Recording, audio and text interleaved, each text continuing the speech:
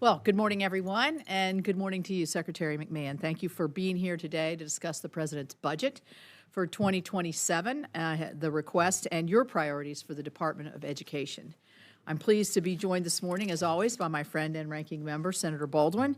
It is our fourth year atop the subcommittee together, and I think later on we will be joined by our full committee chairs, Senator Collins and the Vice Chair, Senator Murray.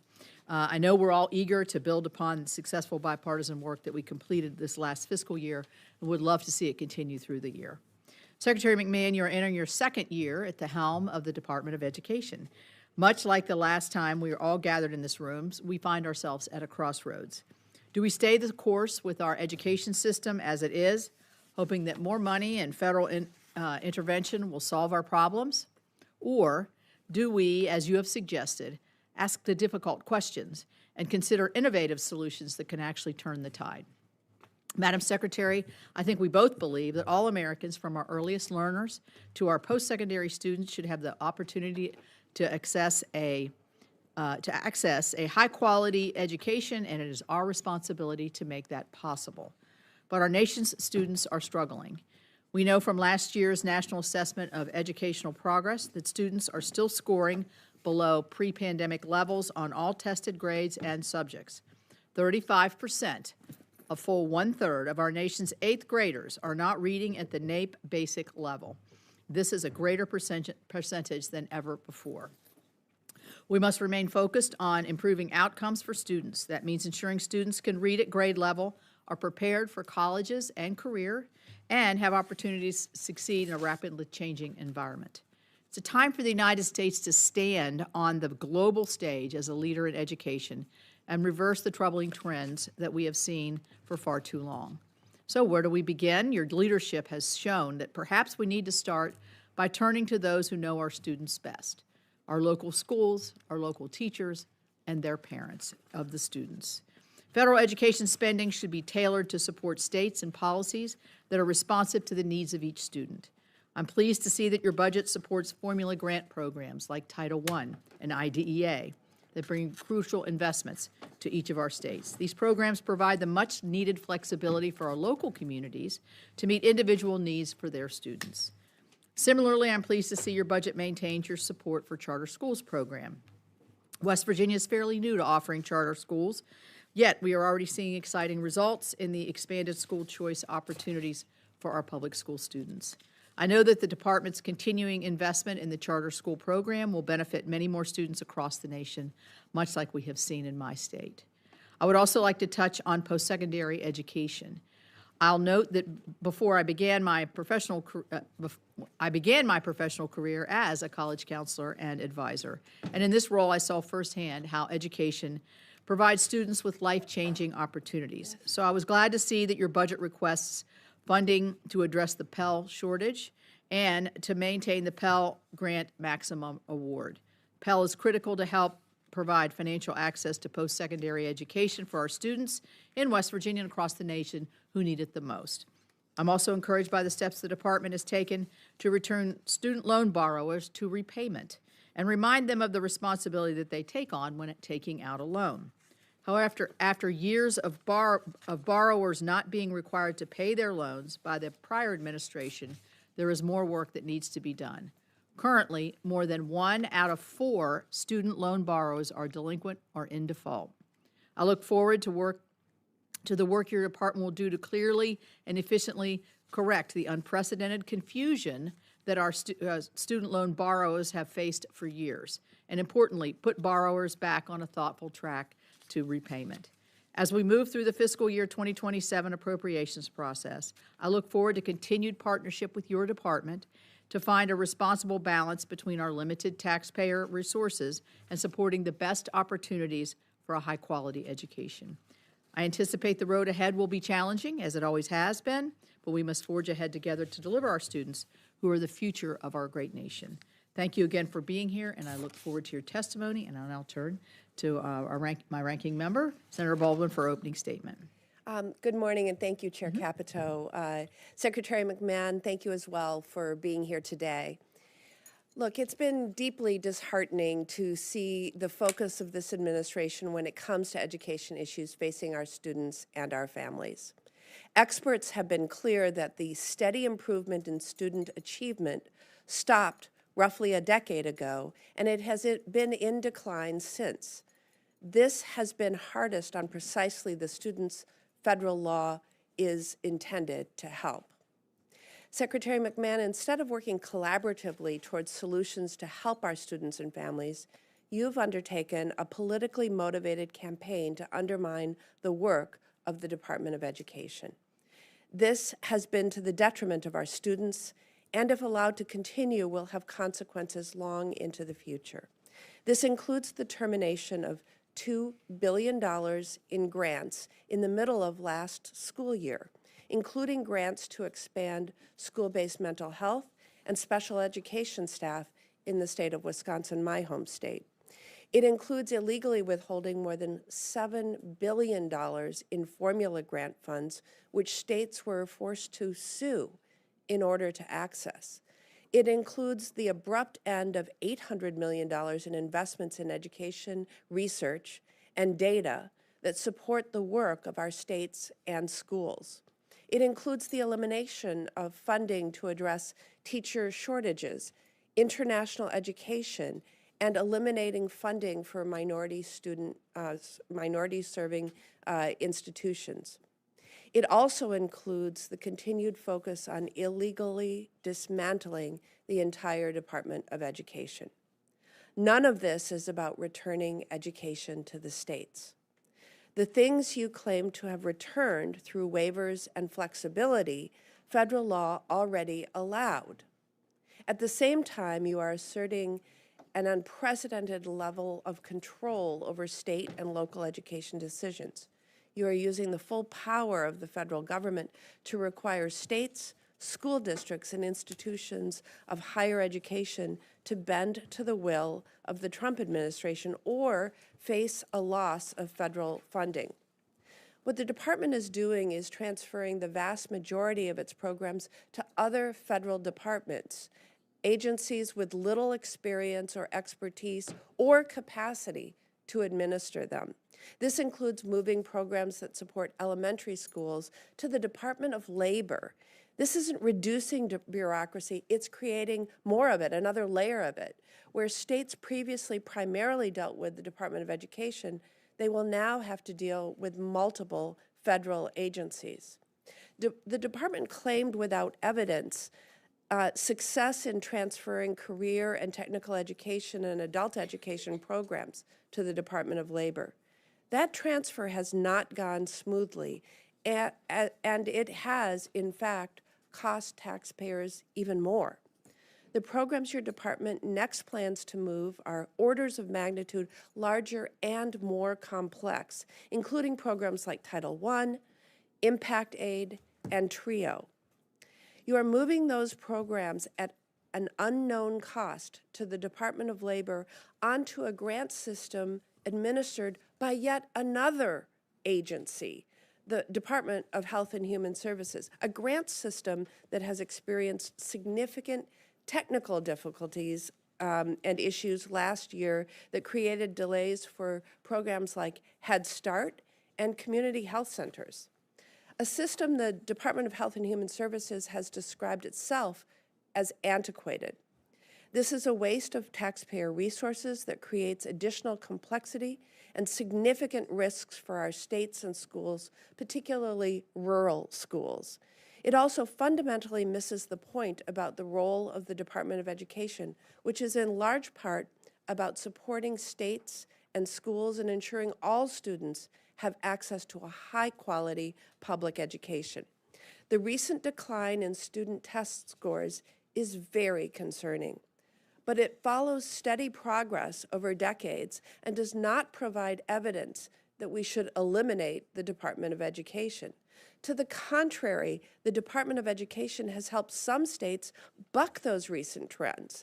It has helped states and school districts adopt evidence-based approaches through funding, research, and technical assistance to improve student outcomes.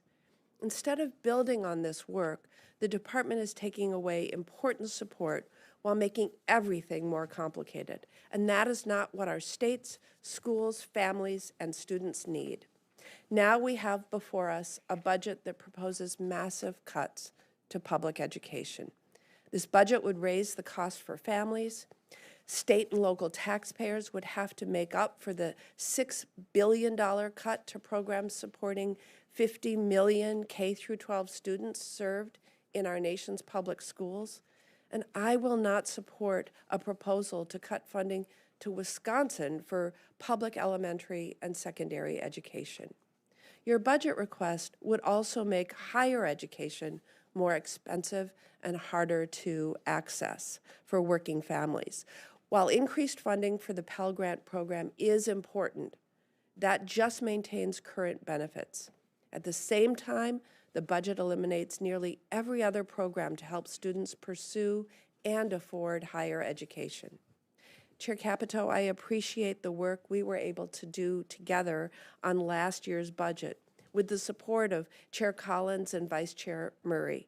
I'm committed to working with any member who is serious about developing a fiscal year 2027 appropriations bill that supports our schools and funds the Department of Education so it can do what the law requires for our students and families. Thank you. Thank you, Senator Baldwin. And now we'll turn to our witness. Our witness today is Linda McMahon, who is the Secretary of the Department of Education. Welcome, Madam Secretary, and we look forward to your opening statement. Thank you, and good morning, Chair Capito, Ranking Member Baldwin, distinguished members of this subcommittee. Thank you so much for having me today.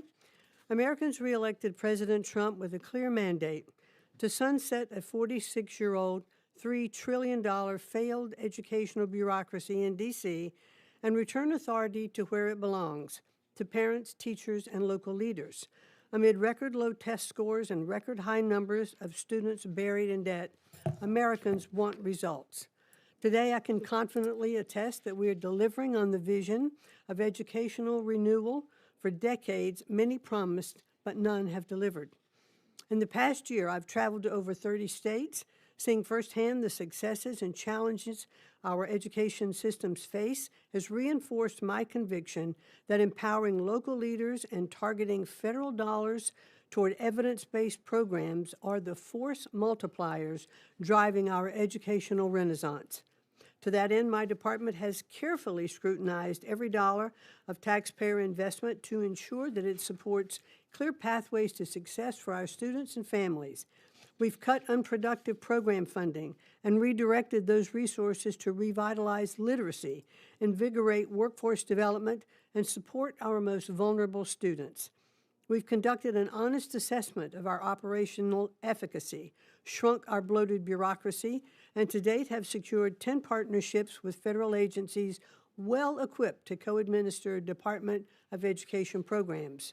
We've stopped burdening local leaders with one-size-fits-all mandates and are now empowering them to design solutions that best support their students. For example, we awarded Iowa the first ever returning education to the state's waiver, which frees millions of dollars in compliance costs. This allows Iowa to devote more resources to proven interventions, like those that led to their double-digit reading gains.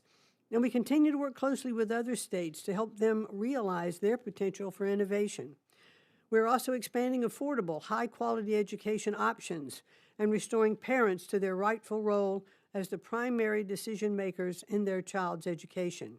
Thanks to President Trump and Republicans in Congress, the Education Freedom Tax Credit gives parents access to critical resources like scholarships, tutoring, and specialized services for students with disabilities, whether their child attends public or private school. In K-12 and higher education alike, the Trump administration is restoring safety, fairness, and equal opportunity for our students. In this administration, we have secured 7 historic deals with universities to right the wrongs of their pervasive civil rights violations. We've returned integrity to the broken federal student aid system for the 43 million Americans holding an astounding $1.7 trillion in federal student loan debt. Our simplified free application for federal student aid, or the FAFSA form launched on the earliest timeline in program history, leading to a record 11 million submissions to date. We introduced a new earnings indicator so students no longer take on significant debt without clear, reliable information. And thanks to our strengthened security measures, we have prevented over $1 billion in federal student aid fraud so far. We're also hard at work implementing the Working Families Tax Cuts Act, which simplifies federal student loan repayment, launches a new workforce Pell Program, and will make post-secondary education more affordable. And today we're putting forward a request that accelerates these reforms. This year's budget request maintains full funding for the Title I-A grants to local education agencies, programs, devoting over $18 billion to serve children from low-income families. It includes $33 billion for the Pell Grant Program, which supports low-income students, representing an increase of over $10 billion. It provides $2 billion in new Make Education Great Again grants, a historic investment to improve numeracy and literacy and remediate our decades-long academic proficiency crisis. And for our students with disabilities and their families, the Trump administration requests $16 billion for IDEA programs, which is an increase of more than $500 million. We've been clear. Shifting authority back to the states will not come at the expense of essential federal programs for support, much of which predate the department itself. When the Trump administration makes promises, we keep them, and with your partnership, we will unleash momentous opportunity for every child to realize their God-given potential. Thank you, and I look forward to taking your questions. Thank you. Thank you, Madam Secretary. And I want to turn to the chair of the full committee, Senator Collins. We're happy to have her here always, and she will lead off with the questions. Thank you. Thank you very much, Chair Capito. Welcome, Madam Secretary. Madam Secretary, the administration's proposing to consolidate important K through 12 education programs into one big block grant, the Make Education Great Again grant. Many of these programs are extremely important to our students, including the Rural Education Achievement Program that I authored more than 2 decades ago to help rural school districts overcome the unique challenges that they face. For one, small rural schools don't have grant writers to apply for grants, and they lack those resources. REAP helps schools by giving them additional funding and flexibility. Eliminating REAP as a separate program puts schools in rural states at a real disadvantage. From my perspective, consolidating 18 programs funded previously at $6.5 billion into one grant program funded at only $2 billion will undermine the goals of helping our K through 12 schools. Protecting rural schools and rural communities has always been one of my top priorities. So it's critical that we evaluate the impact that the administration's proposal would have on rural schools. How would providing much less funding, going from $6.5 billion to $2 billion, and consolidating all of these programs help rural schools? Thank you, Senator, very much for your question, and I know your passion for rural schools is much throughout Maine. One of the points that you made about a lot of rural schools don't have grant writers and can't bring in those resources that other states might have or other cities might have is part of the program of this consolidation, because there are a lot of states who never participated in any of the grant funding. Under this proposal, with the consolidation, all states will participate in a formulaic distribution of this consolidated grant. While I acknowledge it is not as much money coming into a lot of the different programs, our assessment of many of these programs have been they have lost their efficacy, and they're really not returning giving the returns that we had hoped to see for our rural schools. So I really believe that in this consolidation effort, we have the opportunity for many more schools to take advantage of dollars and to be spent in the areas where they need them. Governors, local school boards, superintendents of these states can take a look at these dollars that are coming in. If they need to be spent more in rural areas, they can direct that funding to rural areas. If they have adequate school funds in their city or less rural areas, then they'll have the opportunity to take that money and put it where they need it. So the goal is to provide more dollars to be spent where governors and state superintendents and even parents participating in local school boards see the need for these dollars to be spent. Well, I hope we can work further on this. The Rural Education Achievement Program has been enormously successful, and I'm worried it's going to be lost in the consolidation. You and I have discussed many times my passion for the TRIO program, which has changed the lives of countless first-generation and low-income students in Maine and across the country. 3 of my own staff members are TRIO alums and likely would not have attended college without TRIO.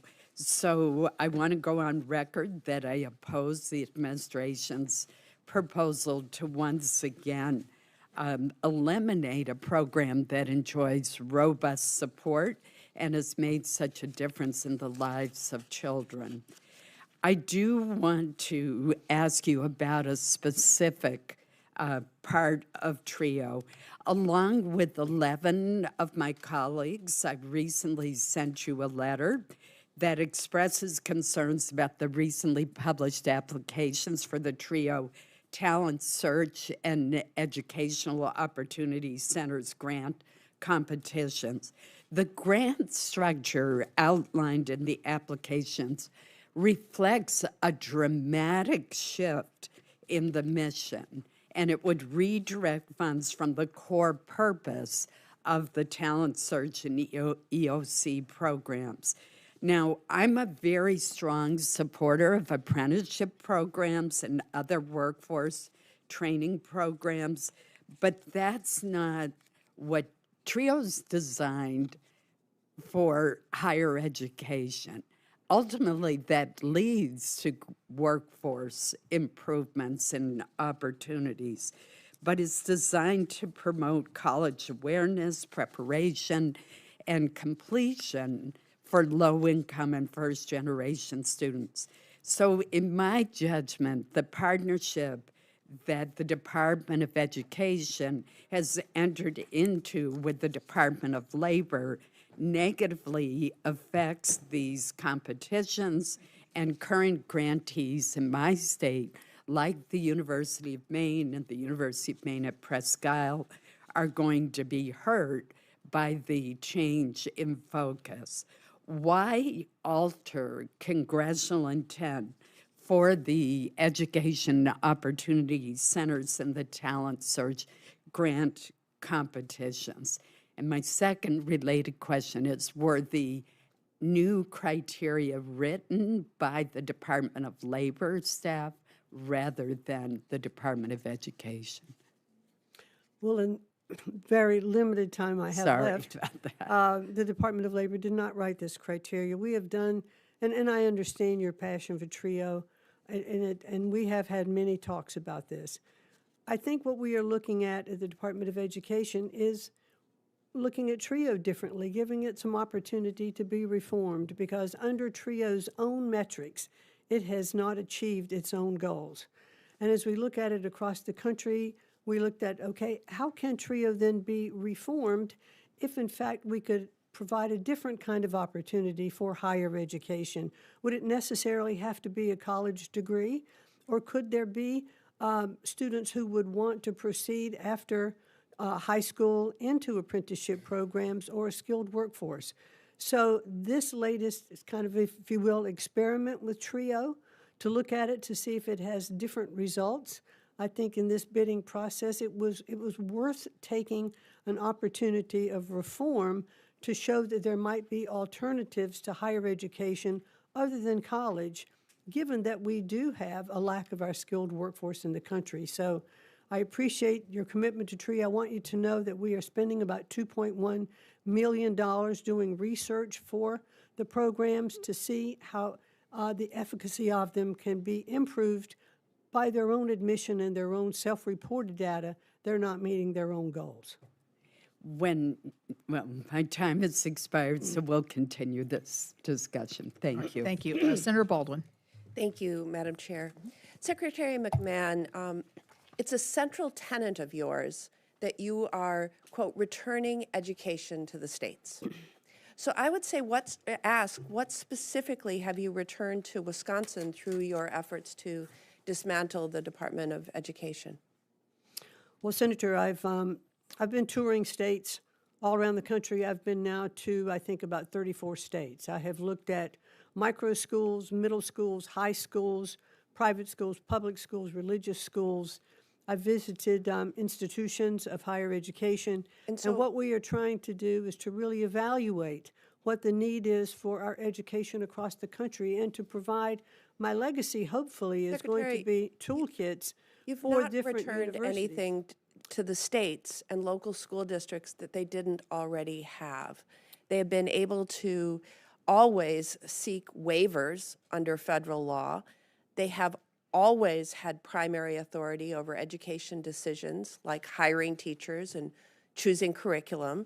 And they have always had the flexibility noted in your reminders. So how does requiring states and school districts to interact now with multiple federal agencies, the Department of Labor, indirectly the Department of Health and Human Services, Department of Education, instead of just one agency, how does any of that do anything to return education to the states? Well, first of all, let's look at the first interagency agreement that we've signed with the Department of Labor. We are co-administering that program with the Department of Labor.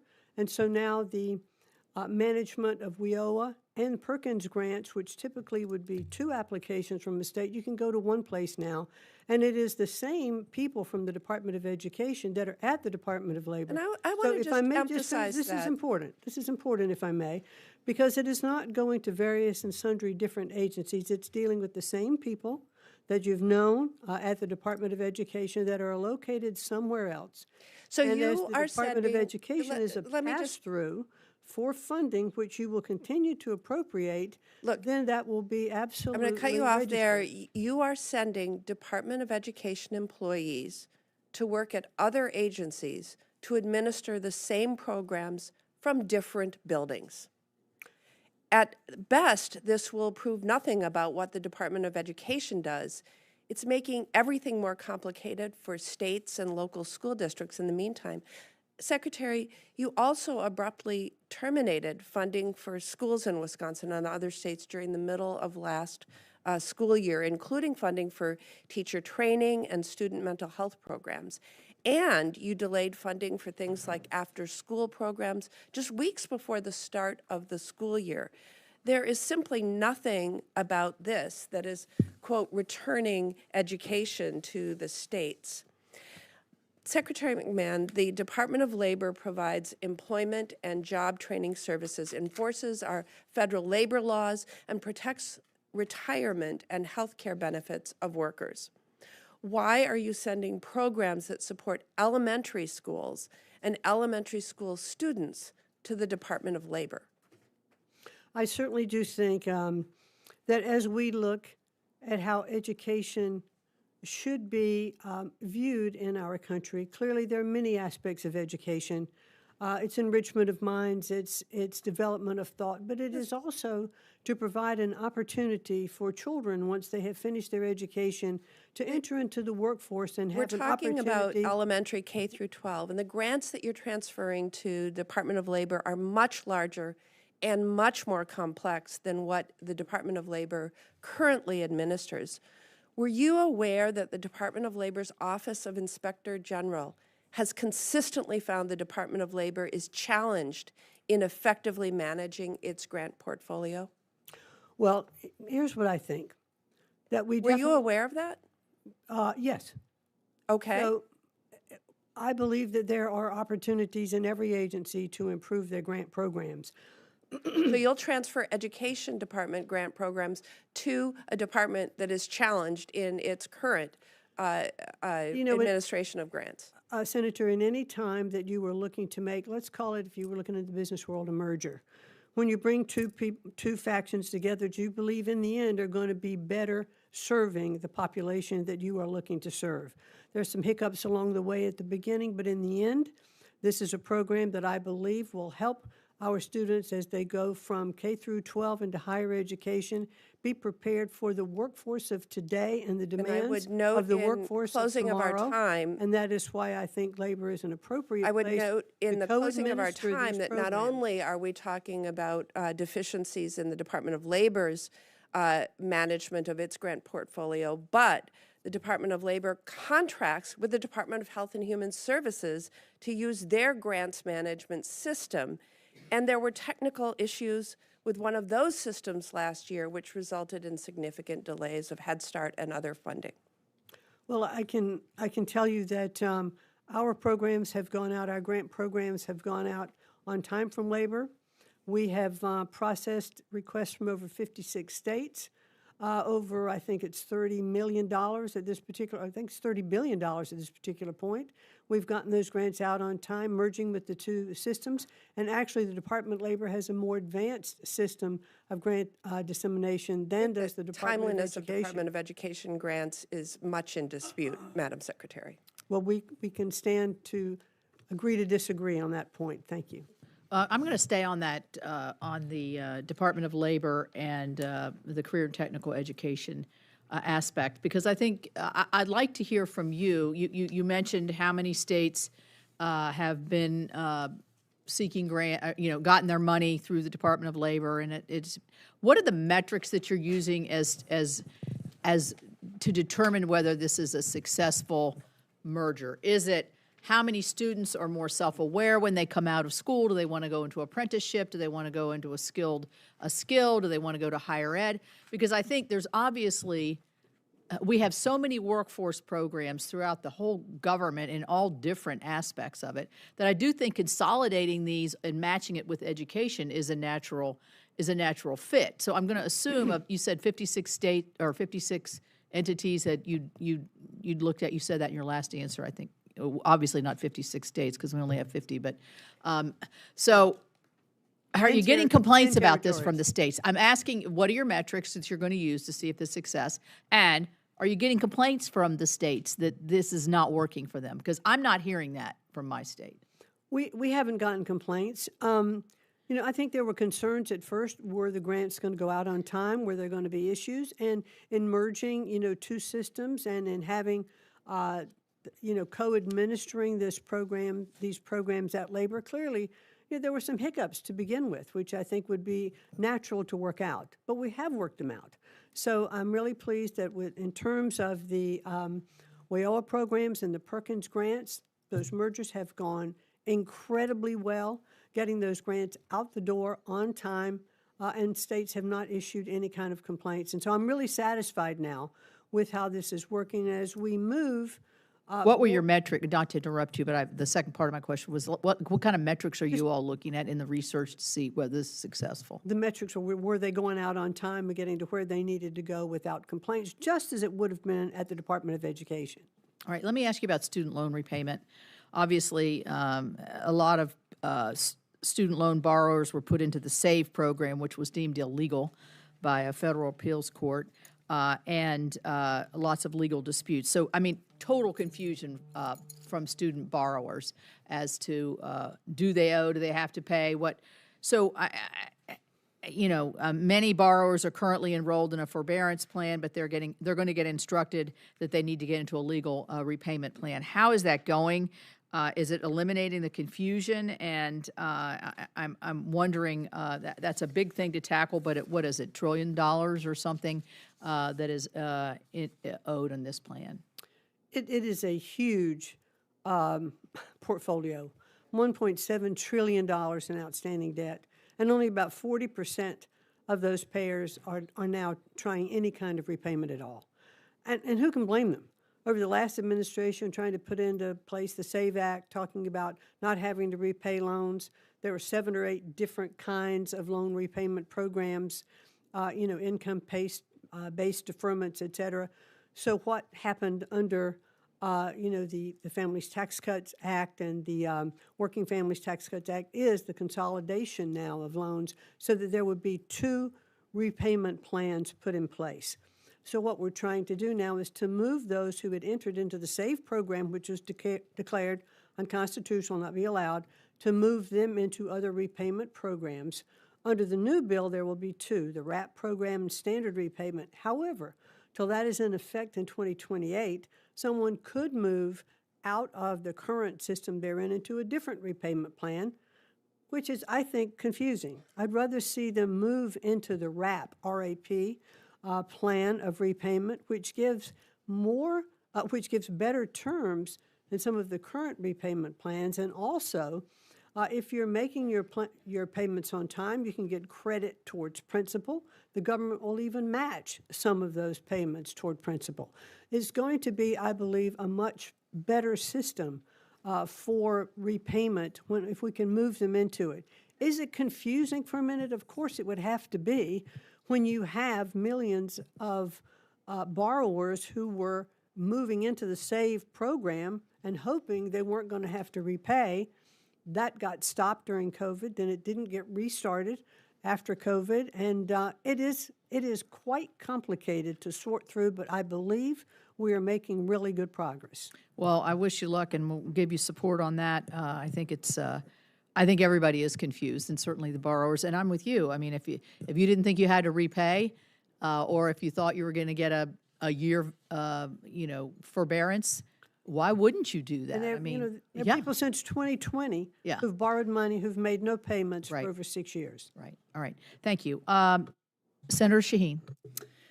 Thank you, Madam Chair, and Ranking Member Baldwin for holding this hearing today, and welcome, Secretary McMahon. Thank you for the opportunity to talk to you last week. I want to start by following up on Senator Collins' questions about the TRIO and the Gear Up programs, as we discussed last week. Now, you said that you have metrics that show that those programs are not successful, but I have metrics that say, according to the evaluators, the Pell Institute and the Institute of College Success and Access, that in evaluating TRIO, that there are higher rates of retention for students in higher education, they have higher rates of graduation, they have upward bound students who earn a bachelor degree at twice the rate of non-TRIO first-generation students. So I would hope that you would share with this committee the metrics that you have that show that these programs are not successful. And I would just point out anecdotally, we heard from one TRIO alum, Heather, from Berlin, New Hampshire. She writes, "My childhood," and I quote, "my childhood was a gauntlet of domestic violence, alcoholism, and poverty. My upward bound summer literally pulled me out of a toxic environment and showed me that a different life was possible.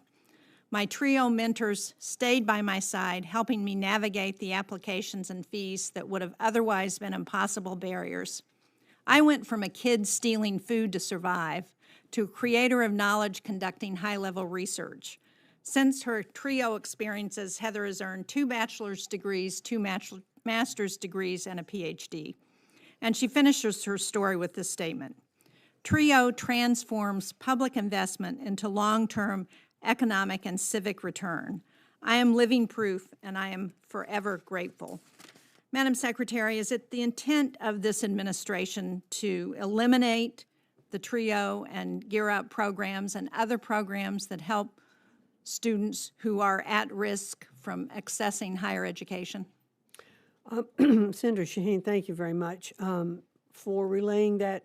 And that is a great success story for a TRIO program. And I'm sure there are many of those, around the country. However, as I pointed out, the evaluation of this program shows that they have been very successful.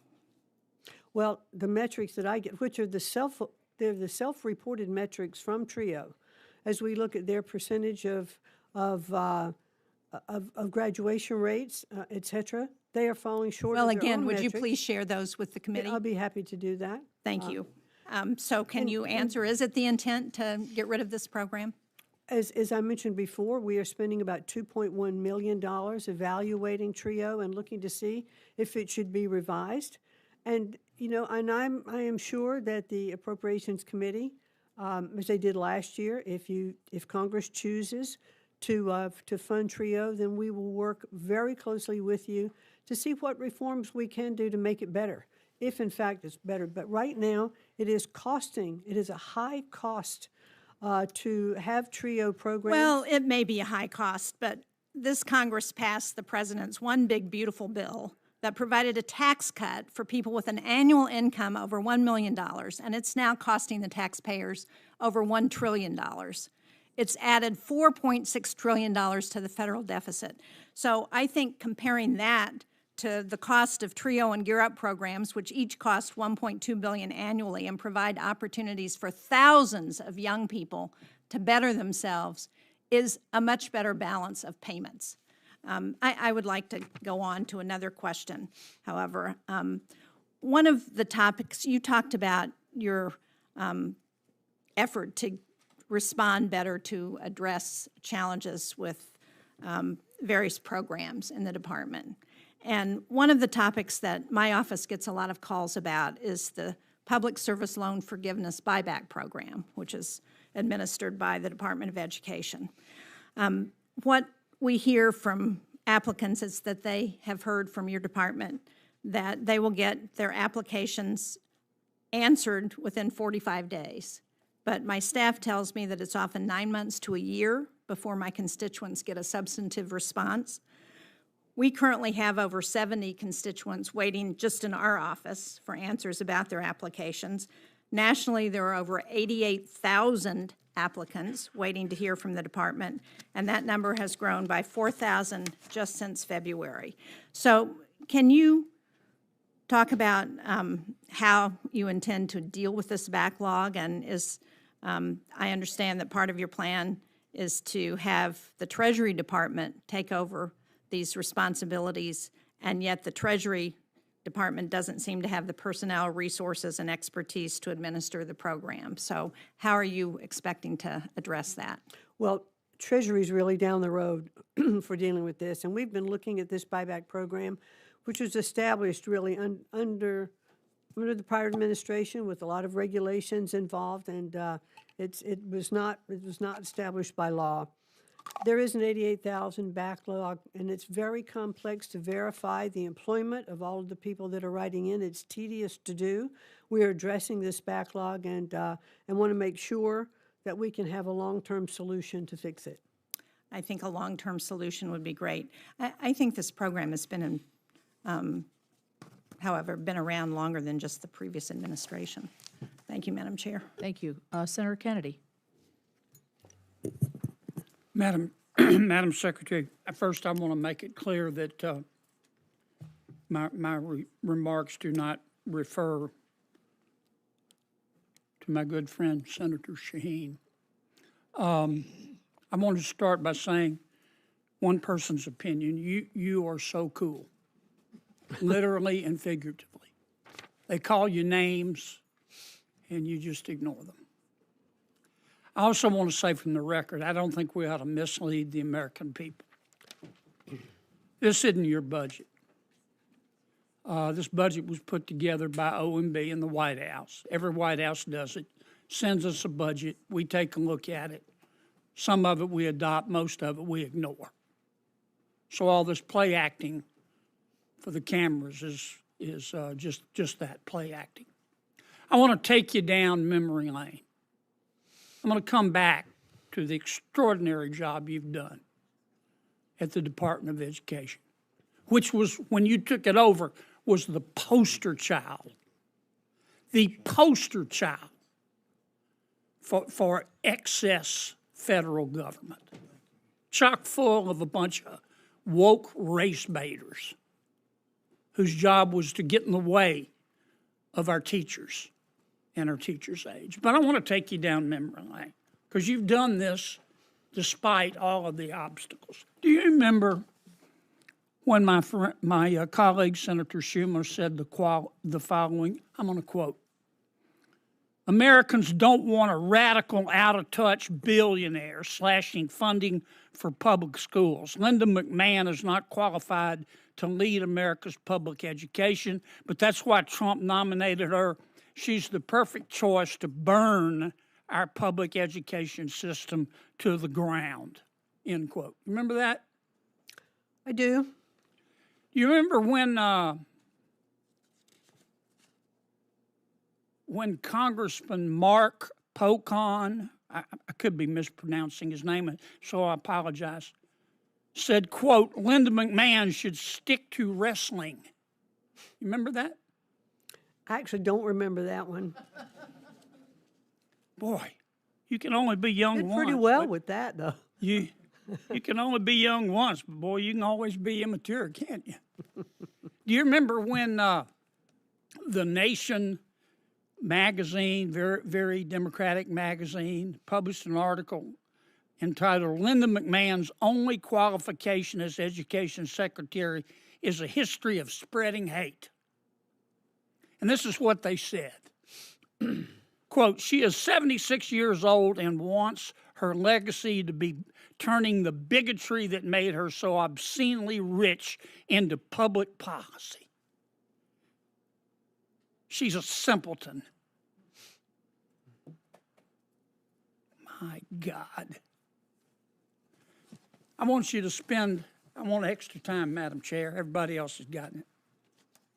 I have been so impressed with the work that you have done in lifting up elementary and secondary education and trying to whittle down that giant rogue beast that we call the Department of Education, the work you've done on school choice and returning authority back to the states and local government and fighting anti-Semitism and fighting for women's sports. In a couple of minutes, tell me about your accomplishments. I know you can't do it in 2 minutes. Well, thank you very much. And I'm glad I really don't remember a lot of those quotes. Oh, there's more. But They hit you with everything but a chair. It's disgusting. Well, I can tell you what I believe we've accomplished a lot.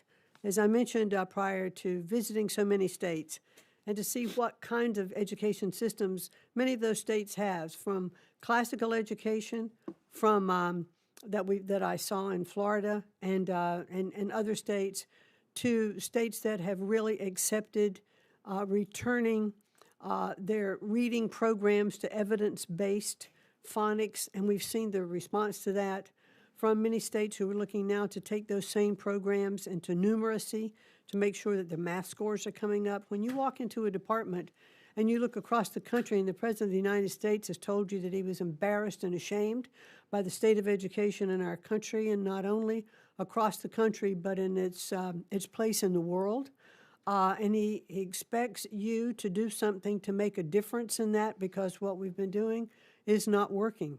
The innovations that we have seen to bring the level of schools' reading and math programs up is the innovations in the states. They don't come from the bureaucracy in Washington, D.C. So what I hope to do is to put together a toolkit to leave behind and to share with these states, this is what is working. These are some of the things that we have seen. The Mississippi Miracle. Mississippi was next to last, in reading. You know that very well, Senator. And they, through their own invention, it took about 10 years, but they didn't give up, and they kept doing it. And the steps that they took and made, Louisiana adopted, Florida adopted, Tennessee, other states. And so we have seen through the state's innovation and continued funding, which will continue to come through government programs, they have made a difference. And that's why states are the center of what's going to be successful for them, whether it is looking at their children, with disabilities. That is why in our budget proposal, we have asked for the largest increase, $500 million to go into IDEA funding, because there are more students who need these. So I think that we've made some incredibly significant accomplishments, and we've just begun. I've only been here just a little bit over a year, but we're on the road to continue to look at the states and what we need to help them with their funding to take on more of these programs. And those programs that are federal will stay in the federal government. Title A stays in the federal government. IDA stays in the federal government to make that funding, but to send it, directly to the states. So I'm pleased with where we've come so far, but we clearly have a lot of work yet to do. Thank you for the opportunity. Thank you for your service. Thank you. Senator Merkley. Thank you very much, Madam Chair, and thank you, Madam Secretary. A year ago, when you gave testimony about the TRIO program not working, I asked you if you had read the department's own studies on it. You told me you had not.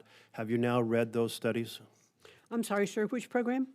The TRIO programs. The TRIO program. I have read many of the studies which were self-reported by TRIO. Great. Well, I'm glad you have.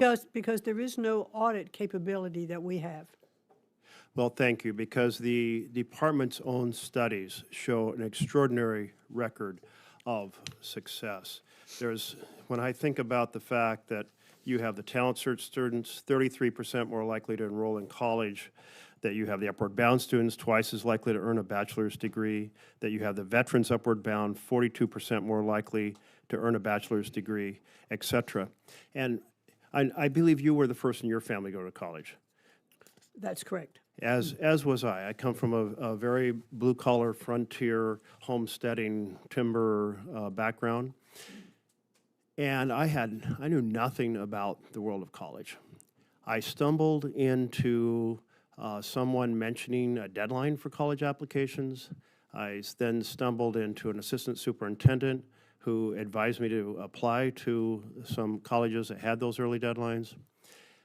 But it's from that perspective that I believe that having conscious programs to help people overcome the cultural chasm that exists between blue-collar kids like myself and that college world that you have very little contact on is enormously valuable in America, and the stats from these programs are pretty damn impressive.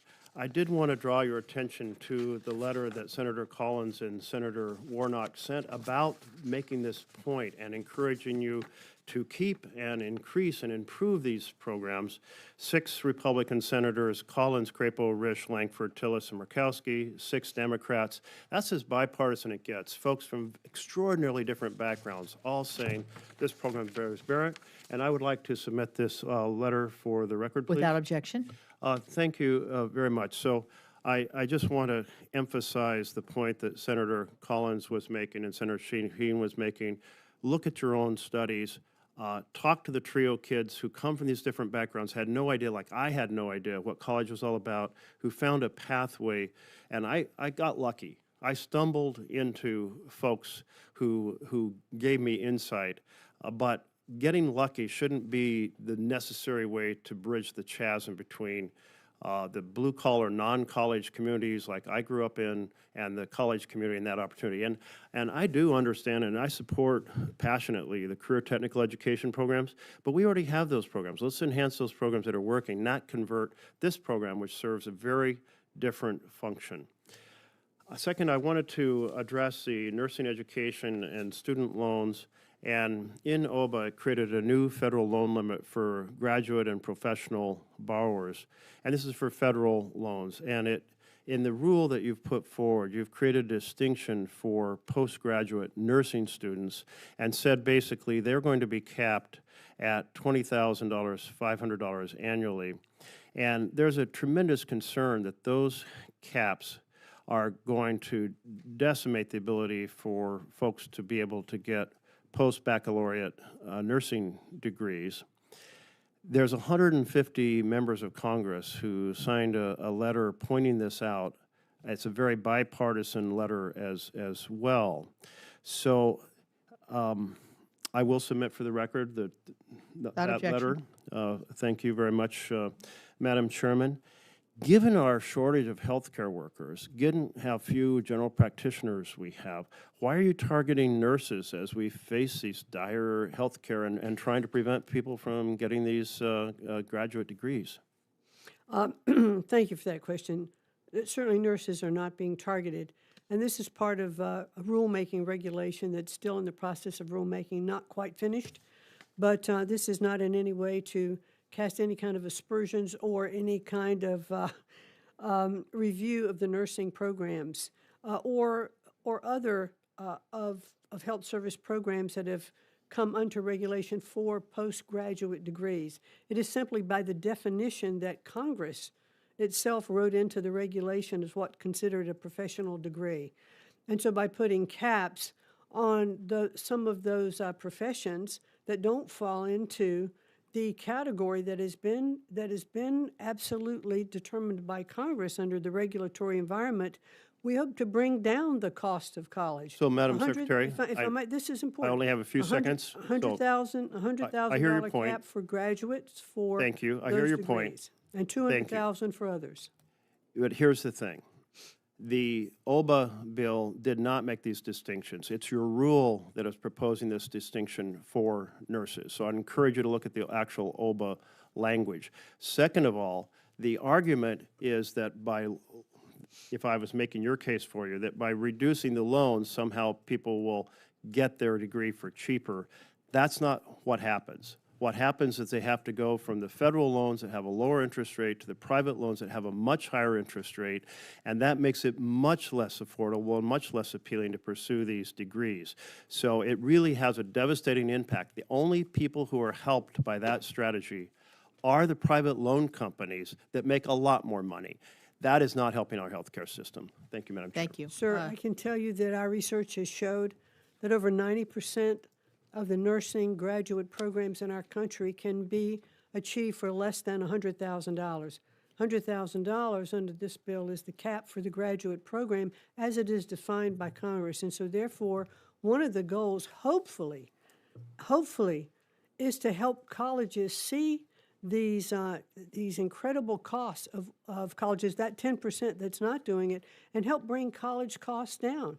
When you can go to one college and get a degree that the nursing program is going to cost $200,000, and another well-qualified college can deliver the same degree for $85,000, then it gives the consumers an opportunity to choose and making them aware of what these different costs of these programs are. And as I say, we're still in rulemaking.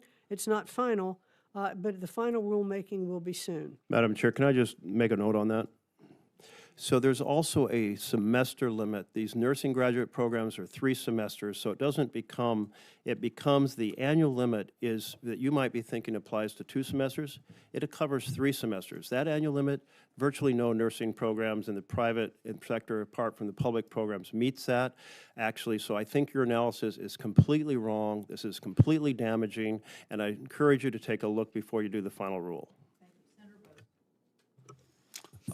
Thank you. Thank you so much for being here. We appreciate all of your hard work. Yeah.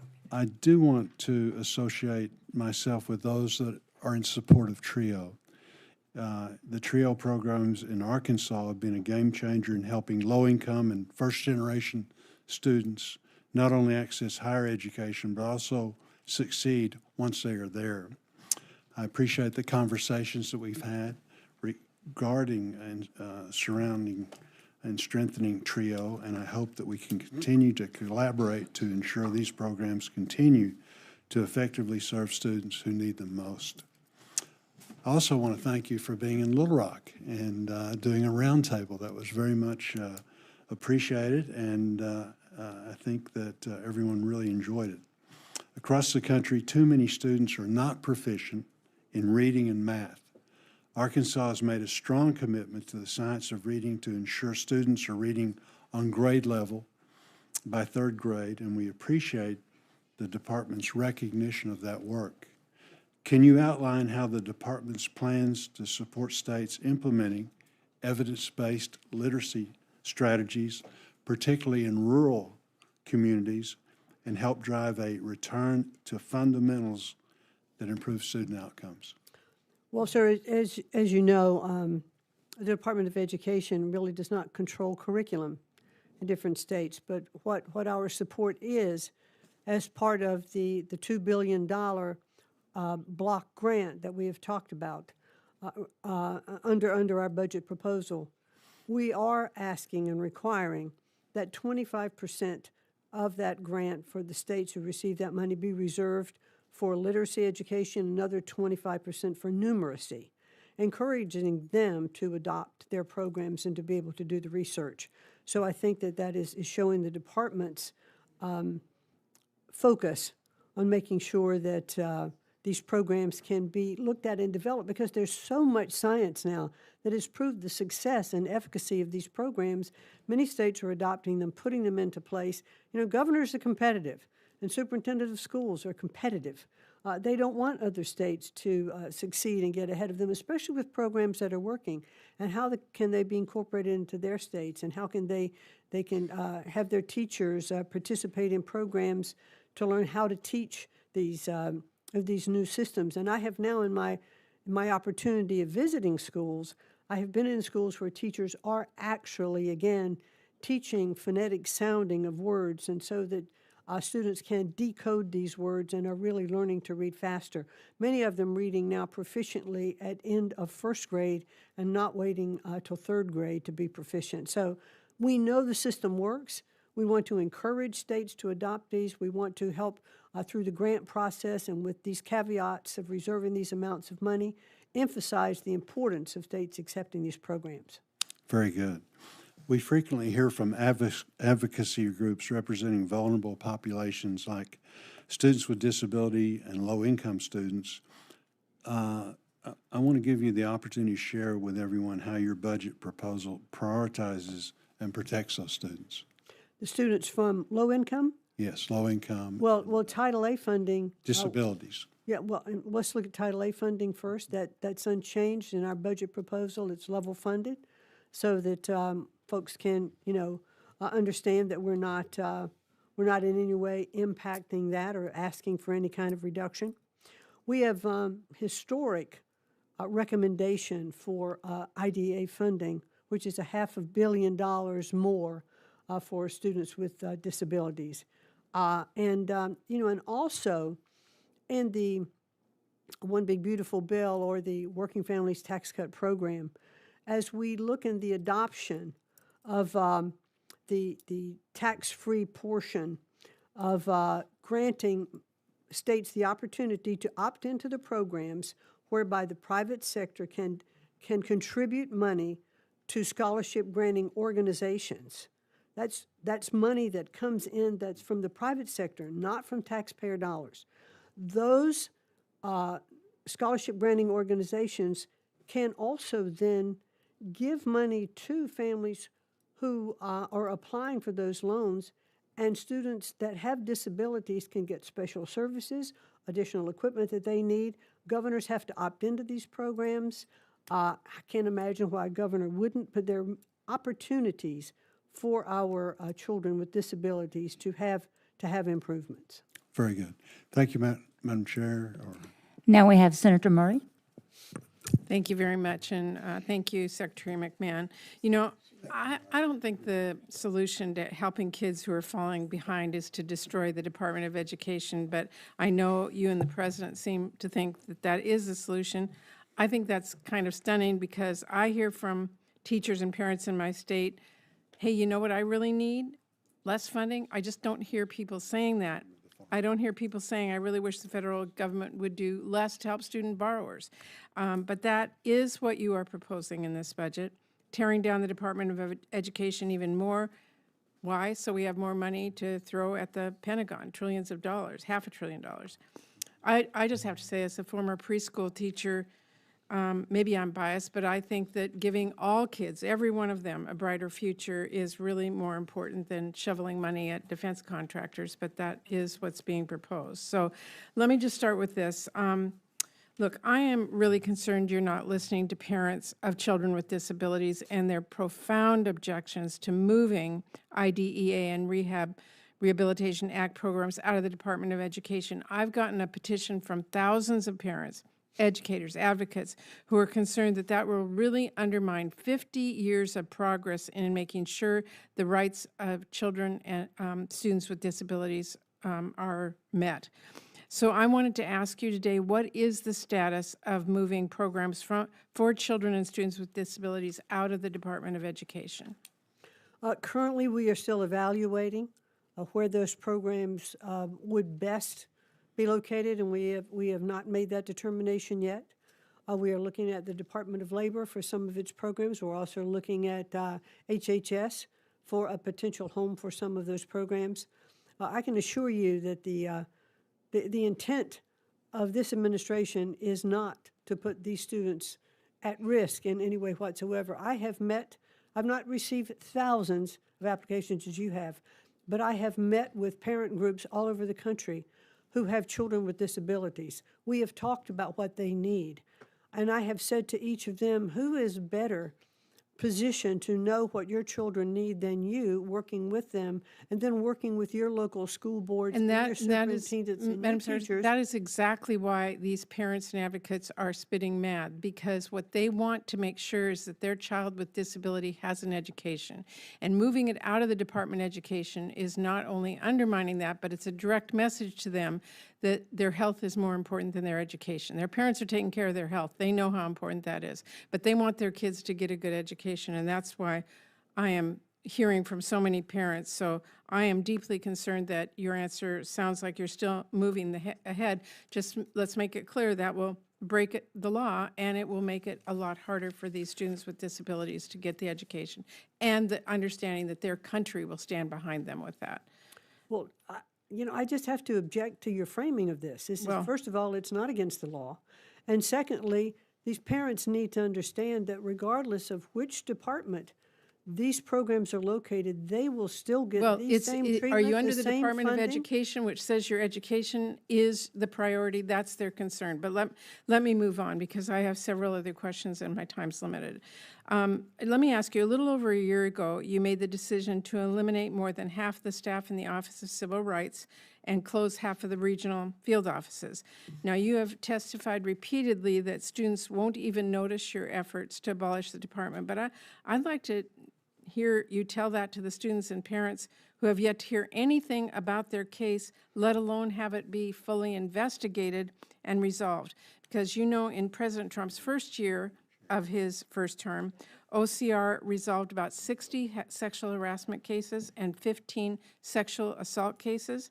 Can you tell me how many of these cases were resolved in the first year of this term?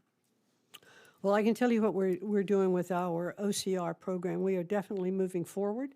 We inherited. No, I asked how many. We inherited about 19,000 backlog of cases from the Biden administration. How many of those were resolved last year? And so what we have done, and I have hired into the Department of Education, Kim Rishi, who was the director I had a of quick that question, department. and I have more questions, so I want you to answer the question I asked is, how many of those cases were resolved last year, in the first year? We are moving to resolve as many cases as we can, but we are bringing back many of those lawyers which were part of that RIF. And there was a time when we were not processing cases as quickly as we should. Well, but we are now focused on doing that and moving forward with the expertise for the of record, the the woman. answer to my question is 0. We are moving forward to resolve those cases today. Okay, well, as of this morning, 1% of all cases last year were resolved. 78% fewer cases were resolved than the year before. And really, we have to understand that what that means is kids are being denied equal access to education they are entitled to under law, are now also being denied the justice they serve. And that is really wrong. So you said you were hiring people back. I want to see what those numbers are. I want to see what cases are being resolved, because I think it's really our responsibility to make sure those kids get the education they've promised. Yeah, I'd be anxious to share those with you, because well, right now it's what 0. we're putting in place is to move forward. Okay, well, And so we'll be happy to share that with you as we happy get to those hear cases that, resolved. but just telling this committee that it's going to happen someday, to me, is not making sure those kids get it. Well, I've hired the person and brought them back who made all of those things work in the first Trump administration, left office with 4,500 backloaded cases, inherited again 19,000 from the Biden administration, and has a full-on attack now to resolve those cases. And we are moving forward to make sure just that for the gets record, handled. we expect to see progress. So do I. Okay, I'm glad to hear that. Also, you have decided to move the Title I program and important parent and family engagement requirements to the Department of Labor.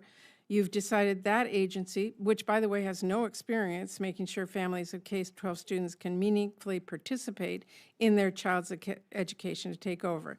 Meanwhile, you are moving other parent and family engagement programming to HHS. So just for everyone to understand, now if you are a superintendent looking for resources to help get parents more involved in their kids' education, you have to contact at least 3 different federal agencies to get an answer. So how does that split help parents get involved in their kids' schools? How does that create efficiency?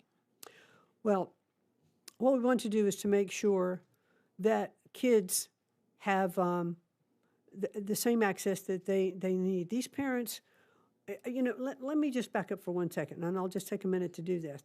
The implication is that we just pick up a program out of the department, stick it in another department, but that's not how it works. The people who are managing the functions in the Department of Education are being detailed to the other departments so that the contacts that these parents have had, the numbers, the emails that they have to reach out to are the same. They're just located in a different agency. Okay, So this is not... But it this is clear right now you have to contact 3 different agencies, and for the No, it record, is not clear. That is incorrect. No, it is correct. It and is not. It's not I beg to efficient and it's not disagree. smart. Well, we have a disagreement. Yes, and we I'm will happy have to agree to disagree on that because you're incorrect. Okay, well, my time is up, but I just think that students in our country absolutely are being hurt by the actions that we're seeing right now, and the budget that is in front of us makes it even worse. We've got to make sure that we are training our teachers and providing our students access, and this budget, I really believe, leaves kids behind. So we have a lot of work in our Appropriations Committee to make sure we meet the demands of families, and I will work with this committee to make sure we do that. Thank you. And I'd just like to have one more response, and that is, we've been doing the same thing since 1980, since this department was developed. Our scores have gone down. Our kids haven't improved. We've had some good programs in place that we want to continue. We want to evaluate them. We want to make sure that those programs can continue and be enhanced. But I have to tell you, we have failed these generations of our children who cannot read and write. And Well, it's just a Madam travesty Secretary, you and I that just is have a in place. difference of opinion on how to make clear that we're working towards that goal. And having worked on many budgets and many authorization programs to continue our work to do that, I don't think dismantling the Department of Education is the right goal. Thank you very much. I return my time. Senator Husted. Thank you. Thank you, Secretary McMahon, for being here. I have spent pretty much the majority of my adult life working on education and workforce policy, and have visited untold numbers of schools in my life, some of them doing amazing work and some of them who really struggle. And I will tell you that from my experience, most of all of the funding that gets spent in education and workforce is state and local money. Federal government contributes very little to that overall cause. And when we found that federal government programs actually helped us, it was a surprise. And I would argue that in this changing time of education, with AI and other things that are going to happen in terms of how we educate students and what they need to learn, that maximum flexibility is very important. And I know that that is your goal, and I believe that educators at the state and local level will ultimately appreciate that. And but I want to focus on the provision in the Working Family Tax Cut Plan on workforce Pell, because employers, I know this from talking with them and working with them on a regular basis, are prioritizing skills over degrees, because you need skills over degrees in terms of how technology is playing its role in our workforce. And the Working Family Tax Cut Plan with the workforce Pell allows for a Pell Grants to be given for credentials and skills that will focus on in-demand jobs and high-wage jobs. And what I want to know is, because I keep hearing, well, is there going to be enough money in the Pell program to fund all of that? Can you provide some reassurance on that there will be enough money in the Pell program to fund the new workforce Pell plus the other things that people are asking for? Well, that's exactly what we've proposed in our budget, this shortfall of $10.5 billion. We are, in the budget proposal, is to fund, that shortfall and to make sure that there is the money for workforce Pell continuing, so that the maximum amount the $7,395 can continue to go to those recipients, not only in the balance, of this year, but also into the 27-28 year. So we want to make sure that program can continue. It is so vital and so important to so many. And I can tell you that our community colleges are very excited about this, and our local workforce boards are excited about it, because it's the idea that we can target some of these Pell monies to the students who need it, can earn a credential and go to work, because they don't have time to maybe spend 2 or 4 years. They need a job, and this will help them get the skills to get a job, help contribute to the local economy. I'm really glad to hear that you believe we'll have the resources in this budget to fund that. But I also know this, that when you set up a new stream of funding, there's going to be somebody out there who's going to figure out how to scam it. And so I want to just encourage that the rules be written to focus on making sure that we're gearing those dollars for students who are going to earn credentials that are actually valued in the workforce and that will translate to a job and a pathway forward. But it brings me to my next question, because I know Senator Tuberville and I are working on a task force to prevent fraud in education. Can you talk with us, Workforce Pell, other initiatives that you're doing to make sure we're not being scammed and that the money is going to where it needs to be focused? Well, let me focus for 1 minute on the FAFSA application process for student loans to go to college. One of the things that we found as we put in our new process and as we revamped the entire FAFSA system, we found out that through AI, that bots were getting loans, ghost students were getting loans, not only in our country, but they were applying outside of our country and getting loans here. We have already saved $1 billion through new credential verification in the FAFSA program. And I believe we had a press release that went out yesterday or today, even talking about the new program that we were putting in place for colleges and universities. Online, someone's applying, they actually have to show their ID, online. And it was also a backward-looking program for grants that had already been processed.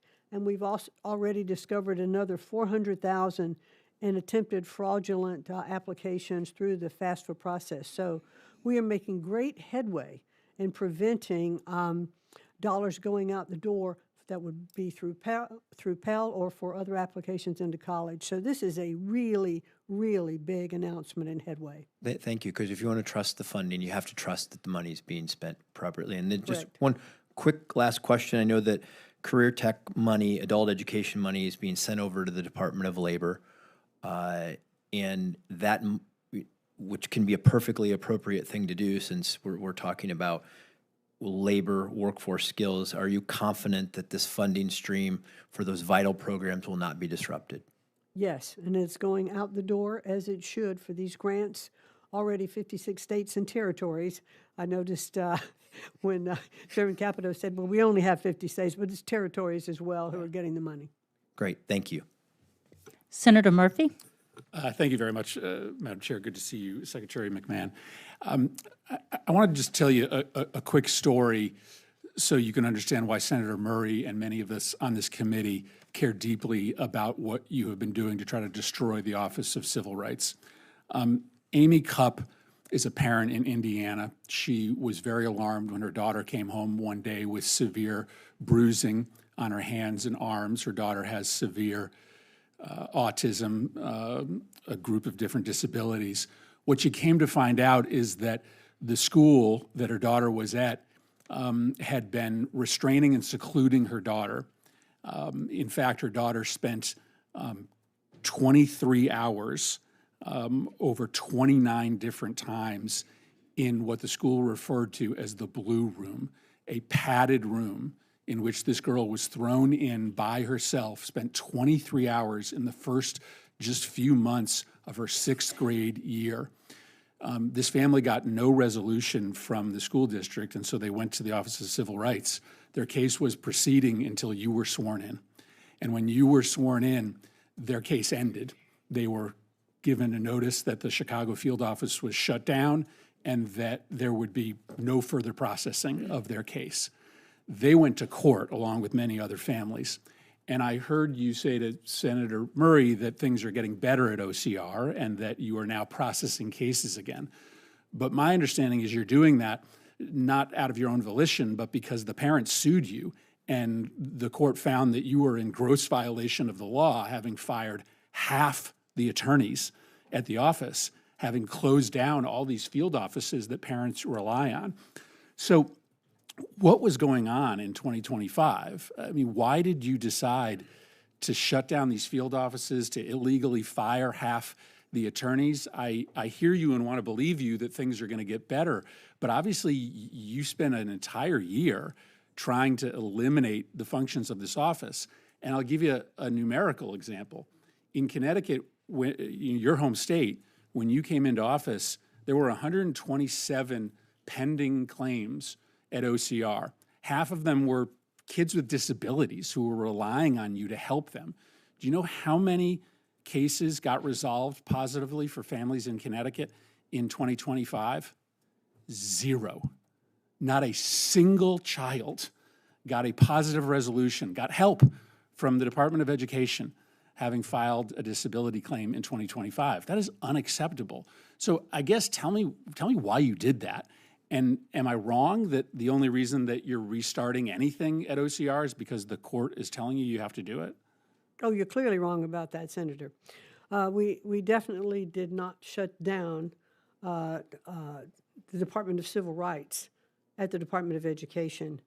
Before I got there, and then the RIF happened, I think, a week after I was sworn in. Yep. But the process had been in place to reduce greatly the Department of Education, the number of people there under very stringent budgetary requirements that we were given.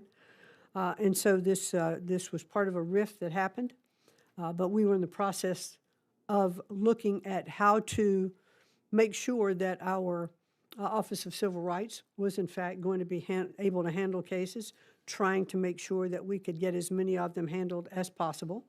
And so that is why Kim Ritchie was brought back. Part of the reason that she was brought back, I hired her, I found her, because she had been the most effective person in the prior Trump administration the Bush. But it's important that. But you did but I mean, you're saying you were trying to figure out how to better resolve cases. You resolved not a single case in Connecticut in 2025. I mean, how do you defend that? Not a single child in Connecticut got a positive resolution from the Department of Education for their discrimination claims. 70 of them had disability claims. How do you defend that?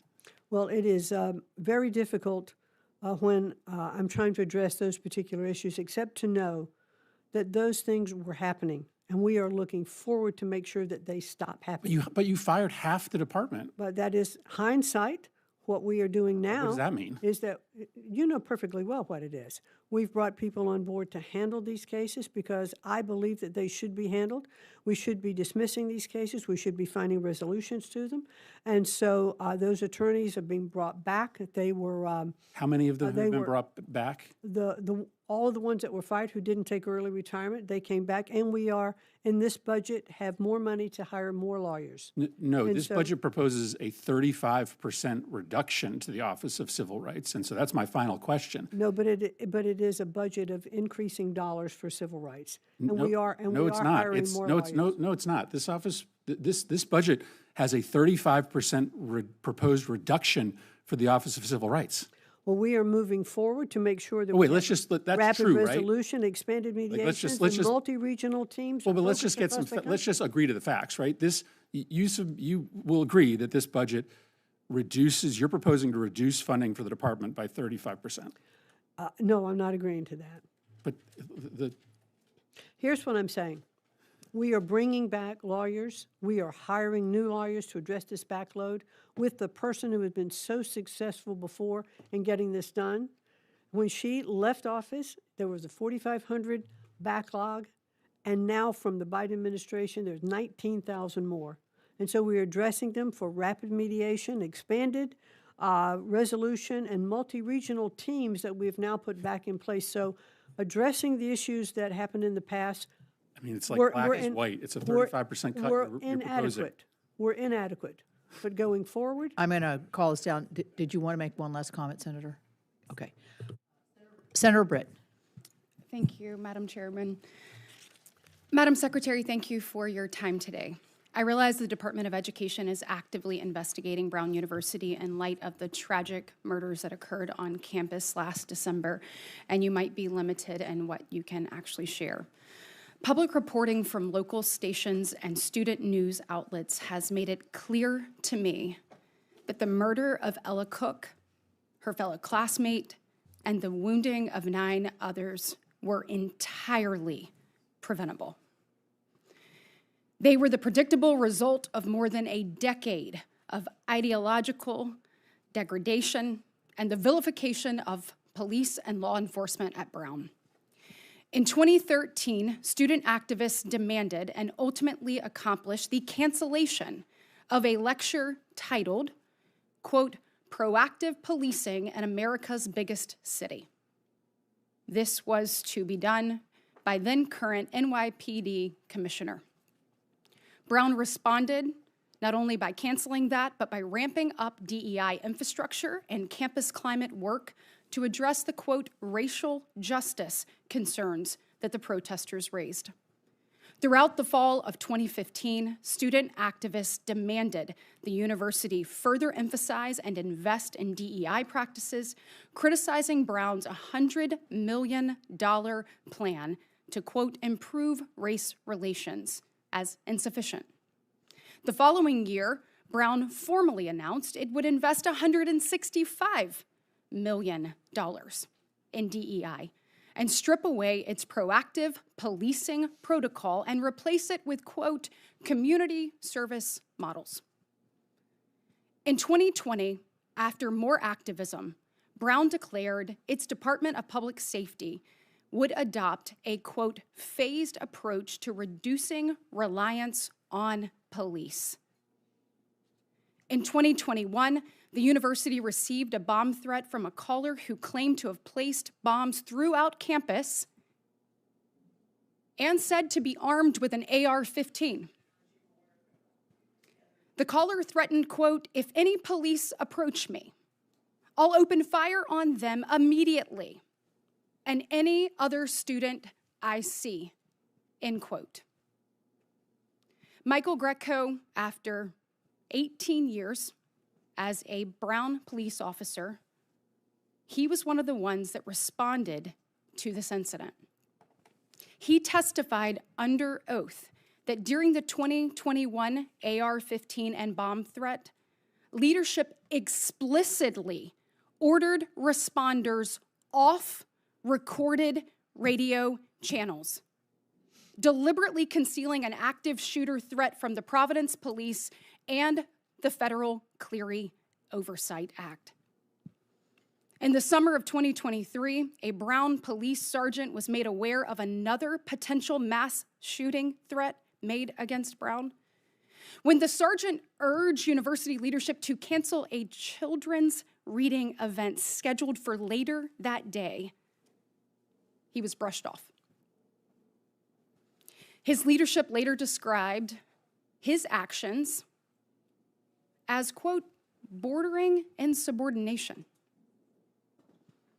In 2024, campus activists claimed the university's existing security apparatus, a few security cameras, and a debilitated police force, that it constituted a, quote, instrument of oppression, end quote, that furthered the university's goal to, quote, criminalize protest.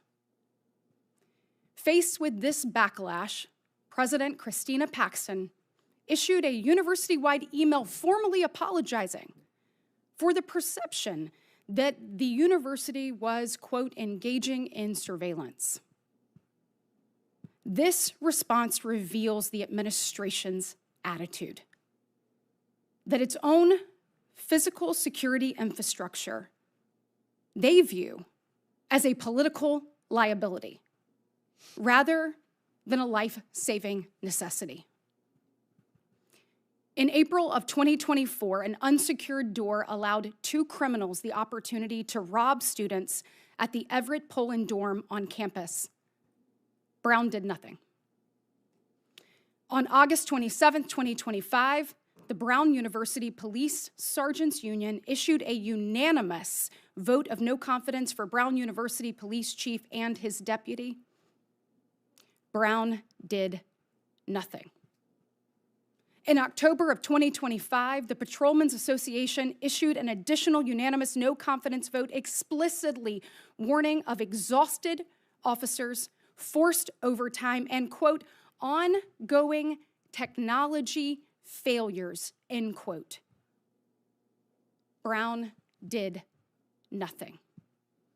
In November 2025, custodian Bill Kane emailed Executive Vice President directly concerned about the unauthorized access and lack of patrols.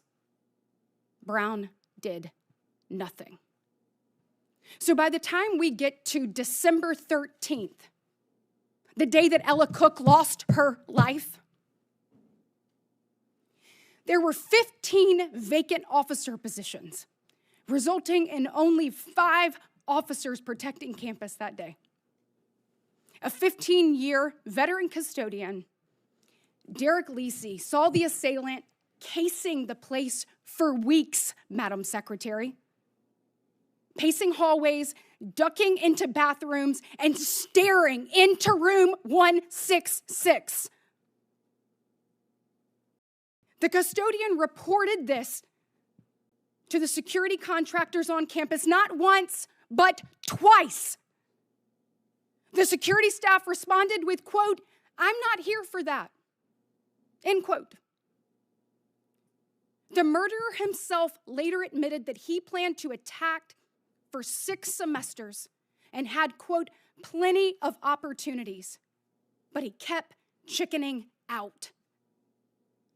Opportunities that Brown's gross negligence allowed. At 4:05 p.m., Providence Fire Department was alerted that shots were fired at Barris and Holly Engineering Building. Instead of activating campus emergency alarm system, Brown waited 17 minutes, knowing that there was an active shooter on campus, to alert students of that threat.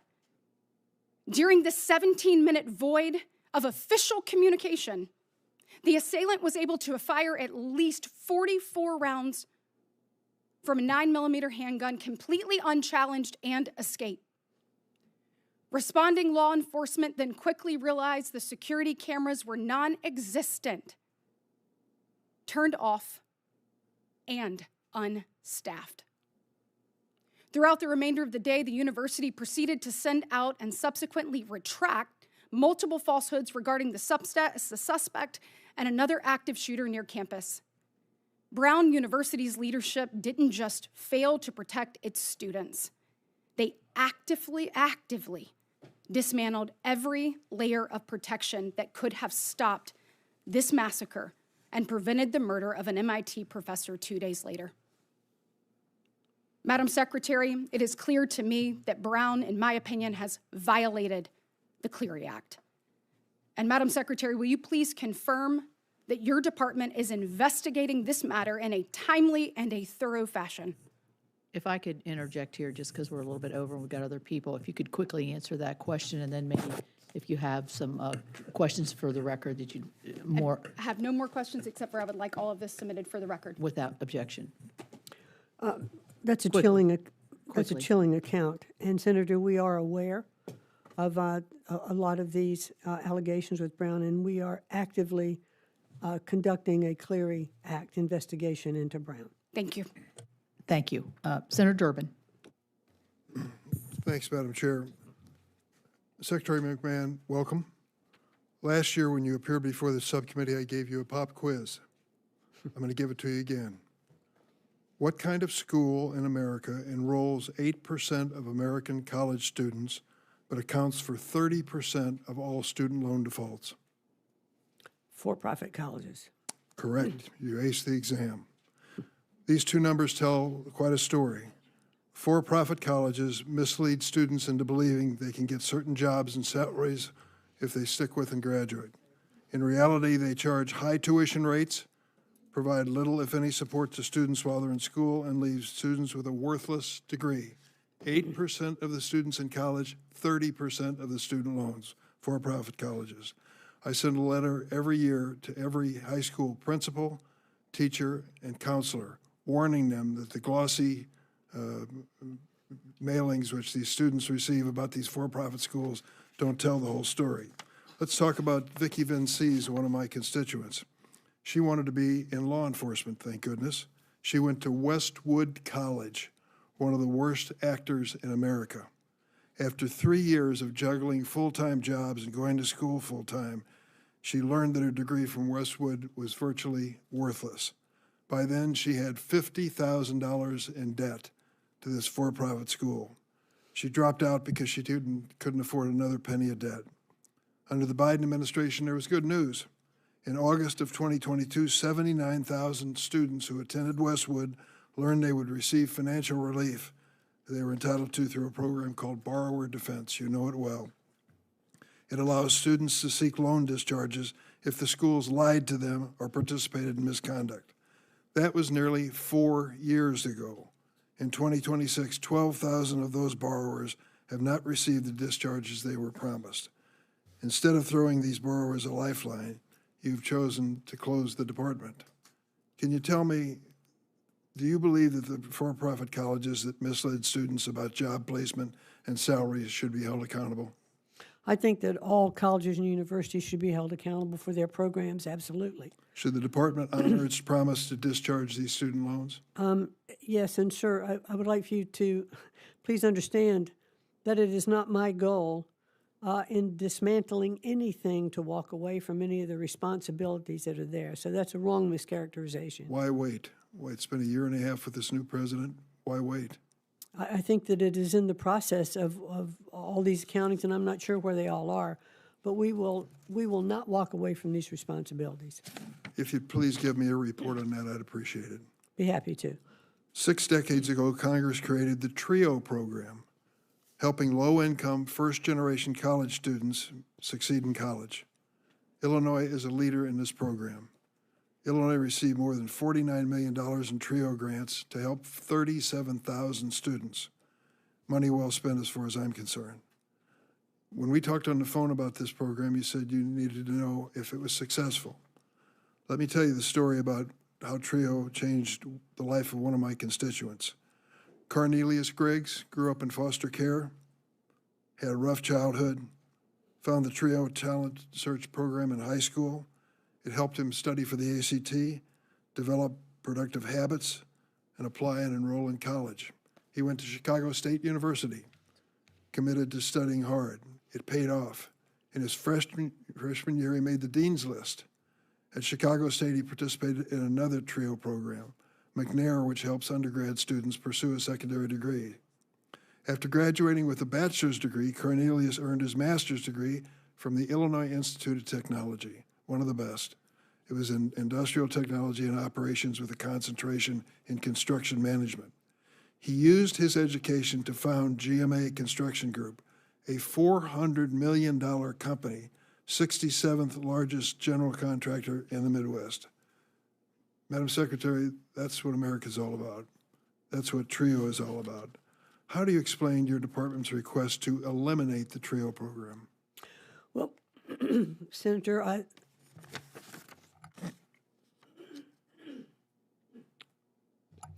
excuse me, allergy season is playing havoc with me this morning. We've discussed TRIO quite a bit this morning. You weren't in the room, and so let me repeat some of the things that I've said. I think there are many instances where the TRIO program has been very beneficial, and there are a lot of stories, just like the ones that you recount. As we look across the country and how to spend these dollars and how to have similar results, but maybe not necessarily focusing students towards college degrees, maybe there's another way for them to have their path to success. So currently, 2 of the TRIO tranches are being rebid to take a look at what might happen if these students might be focused towards apprenticeships or other programs. I'm not trying to take away anything from our colleges and universities.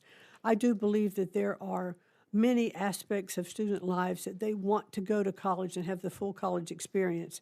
But I do think that we have perhaps need to think in our country about the full educational process that we have here, and that college is not the only solution for everyone, that there should be other opportunities through our apprenticeship programs that are balanced by both the private and public sector. I think there are a lot of TRIO programs that are being beneficial. We are in the process of spending about $2.1 million of investigating and research in the TRIO programs to find out how they can be more beneficial and productive should Congress decide to continue to appropriate the funds towards TRIO. Madam We would like for Secretary. them to be the most effective possible. Madam Secretary, I couldn't agree with you more. American kids deserve both. Please keep TRIO alive. We need it. Thank you. Senator Round. Thank you, Madam Chair. Madam Secretary, welcome. Let me just begin by saying thank you very much for taking the time to visit South Dakota and to talk about the goals moving forward with regard to the planning that you've got to deliver education decision-making back to the states. Before I really kind of get into that portion of it, I'd like to kind of share some concerns as well with regard to the TRIO program. I think this is one that a lot of folks have got some concerns, and I would just ask that with the amount of attention that you've seen here in this committee, if you would just commit to us that you would just do the follow-ups on it with some of the concerns that have been expressed about the loss or the changes to the TRIO program, and that it is a sensitive area. Certainly will do that. Thank you, Madam Secretary. I've appreciated your willingness to visit the issue of bringing the decisions for education back to the states, and your returning education to the states tour I thought was a really good idea. I like the idea that those decisions should be made at the local level, and I think there's a number of areas within the Department of Education that we've been working on through legislation, trying to divvy back out again to the departments that they were in before the department was ever created. I like the fact that you've been working very hard at doing agreements with other agencies in which you would take something which is currently with the Department of Education and moving it back over to where it was before 1980. I like those ideas.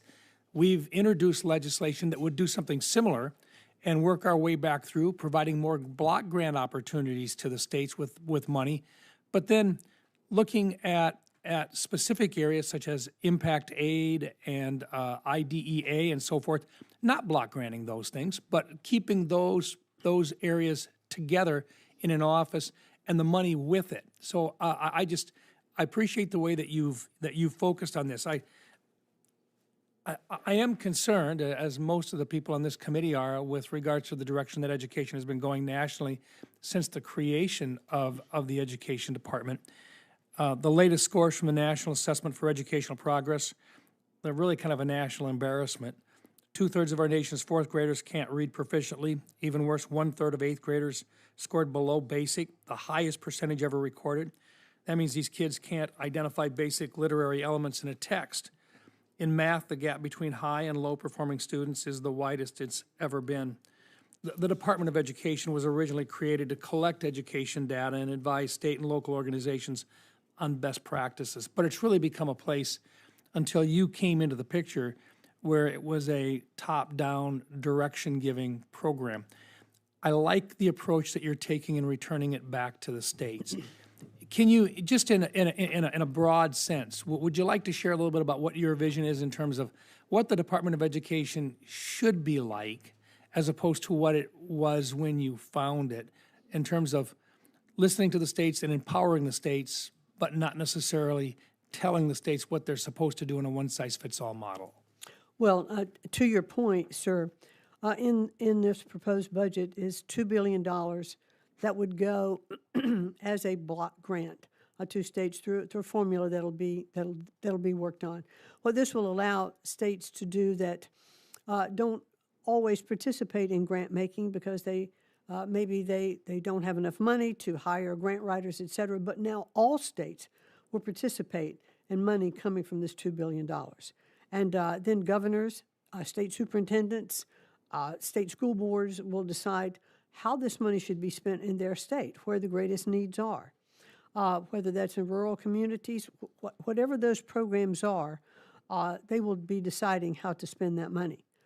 It is a reduction in the total amount of dollars that are going. There are some programs that the department has looked at that we've eliminated. We've also condensed about 17 programs into this block process. So I think there is opportunity for states, to take on this responsibility. And as a reminder, as you're aware, states provide about 93% of their own education budget. So the amount that comes from, the federal government is small by total comparison of the money that is spent in each state, for its education process. So I think the government wants to continue through Title I-A funding. We're recommending that's level funded. IDEA, we have, through our budget, proposed the greatest increase in a long time, $500 million for IDEA funding. And that includes $50 million for infants and children in their programs so that they're ready to accept these children who might have disabilities at birth or very early on. Well, so I think that the Madam, administration is showing that we're very concerned about our children and about education across the board. I appreciate your comments on it. I'm going to run out of time, but I did want to just identify one more item, and that's impact aid. It's really important because that's the money that comes back to the states to replace what would otherwise have been property tax dollars and so forth that were found for like an area where on a Native American reservation or in an Air Force base where it's the assistance to an area that may have federal lands that otherwise aren't taxed. And impact aid is really important to some of our more rural states like South Dakota. And I think one of the questions had been if it was to be delivered back out, would you keep it with a particular other department in terms of an agreement or an operational plan? Do you know where impact aid might end up, or would you keep it within the Department of Education? We haven't determined that. Happy to get back to you on that. However, I want you to know that the impact aid dollars are going out on time where they're supposed to go. Excellent, excellent. And that takes a load off of a lot of these smaller school districts that really rely on that impact aid. Yes. I thank you for the attention to that matter. Thank you. Thank you. Thank you, Madam Chair. Thank you. Senator Reed. Thank you, Madam Chairman. Welcome, Madam Secretary. We spoke last week, and thank you for the call. And you indicated that literacy and numeracy were some of your top objectives. But as we look at this budget, we have seen you taking $6.5 billion in literacy programs and numeracy programs, and then cramming them into a $2 billion block grant. That doesn't make a lot of sense to me because these programs are very effective, and they've also been in sort of benefit from the experience and their deployment throughout the country. So it seems to me that literacy is not a priority with this administration. I'd have to disagree in that the one grant program that we are proposing would require states to reserve 25% for literacy education and 25% for numeracy education. So there's clearly the emphasis on continuing to adopt those programs. Well, I'm doing some quick math. It's 25% for literacy? And 25% of... Okay. That's a small fraction of the $6.5 billion we currently spend for literacy right now. I would have to object, sir. We're not spending $6.5 billion on literacy. If that were the case, our children could read. No. They're going through a lot of other programs in this country that are not related to reading and doing math. Well, I mean, I think that if you look at places like Mississippi, Tennessee, Louisiana, or my home state, they benefited from these programs. All the programs that I mentioned, and they all are involved with literacy and numeracy. And in fact, last year, many states saw their comprehensive literacy development state grants pause with threats of cancellation by you because of this DEI factor. And again, that counters the idea that we have to get all in on literacy, which I believe we do. I mean, it's almost like the Defense Department coming up and say we have to build more ships by cutting our shipbuilding. You and I just have to disagree on the program and what is put forth. It states innovation. Mississippi, Louisiana, Florida, Texas, Tennessee, Idaho, Iowa, that are adopting programs. They've used all these grants, Madam Secretary. They have used some of it, yes, but the Well- primary dollars came from them, and they will still get this money. Because the grants that come into their state, their governors will then decide how to spend that money. It'll be less money, just do the math. Well, it will be less money, but the governors will determine how to spend the preponderance of that money that comes into their state, and they're still going to have their own budgets of 90 to 93% of what they are funding on Right, their own. and that budget will be affected dramatically by the big, beautiful bill.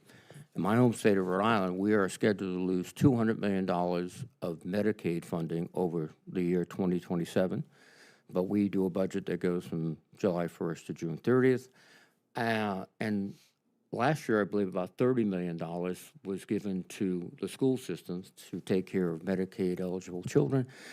That's one of the areas that's going to possibly be cut or diminished. And so we are facing with this budget really difficult challenges. And when you cut this much money from literacy, you undermine the efforts and the achievements that are accomplished so far. And I don't think it's a matter of disagreeing. I think it's a matter of very poor policy. Also, as I mentioned or alluded to, you went through for the process of either holding grants or canceling grants based on DEI, also I think in Hispanic serving institutions, and none of that has been clarified by a court as to what is an appropriate rationale to stop funding. Since we authorized the funding, we appropriated the funding, and I used to think that that meant you had to spend the funding. So which one are you referring to specifically? Well, I'm referring to a host of different grants that you stopped, that you took months to decide to put into the field to release to the states. And that was a conscious effort. It was all about DEI. And some of the recipients finally sort of rearranged the wording in their application so that you gave it, but that was an arbitrary decision. That was at a time last year when we were reviewing, this was very early on administration. We reviewed all of the outstanding grants to make sure that they weren't just being rubber stamped as they had been before. There was DEI language that was with this administration that is against the statutes that we've put in place. And so, however, No, it's not a statute. But when you talk about HIS, No. that was actually, those programs have been ruled unconstitutional by the Department of Justice, and so we won't be funding those. Can you send us the statutory language that requires these grants to satisfy a DEI test? Be happy to work with you to get information to you. Can you just give us the language? Obviously, you looked at it. Thank you. Thank you. I'm going to go to Senator Baldwin for a final question, then I'll have a final question. Thank you. So I've been listening with interest about the exchange on literacy and others. And my early round questions were really about the role of the Department of Education and my strong concerns about an effort to eliminate the Department of Education. I think there's common misconceptions about why we have a Department of Education.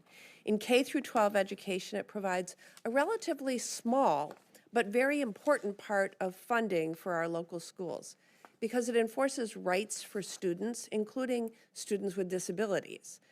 But it doesn't and cannot tell schools what to teach or what curriculum to use.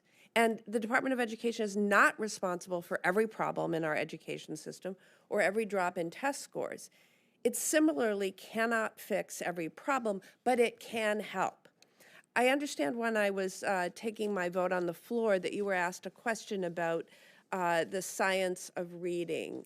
You're familiar with the science of reading. Yes. And I assume that you're familiar with how that body of research was developed. In the late 1990s, Congress asked the director of the National Institute of Child Health and Human Development, in consultation with the Secretary of Education, to convene a national panel to assess the research on how children learn to read. And the resulting report was based on a review of 100,000 studies on K through 3 grade literacy and released in the year 2000. And that was the basis for what became known as the science of reading, and the research has continued to develop. These are not things that can be done by local school districts. These are things that require national leadership. And so how has the Department of Education supported the implementation of approaches like the science of reading? What we are trying to do is to make sure that those states that have introduced the science of reading in their programs, that information can be delivered to other states. And I think that's, really important to see the successes that have happened in these other states. I couldn't agree more, and that's why we need a Department of Education. Look, the point is that the Department of Education has supported this work. And that's not me saying it. I think about Mississippi. It's one of those states that has managed to implement changes to improve student outcomes. It was described by some as a miracle. But the the state superintendent in Mississippi credited the Department of Education in helping them implement the reforms to improve student outcomes. She said, quote, "They helped us develop resources that our teachers could use, that our leaders could use. If there was something that we wanted to have evaluated programmatically, they would come in and evaluate that for us to inform our decision making." I mean, I can't say enough about how important they, meaning the Department of Education, were, adding it's just this amazing group of researchers and content area specialists.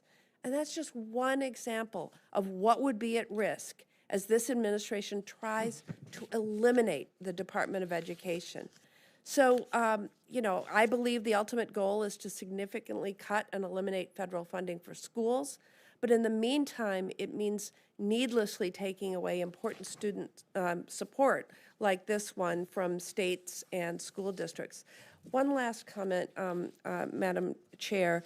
I heard the exchange between you and Senator Murphy about the Office of Civil Rights funding, and I just want to state for the record, these are the facts. The fiscal year 2026 budget for the Department of Education Office of Civil Rights is $140 million. The fiscal year 27 request is $91 million. That would be a $49 million or 35% cut, as Senator Murphy said. I yield back.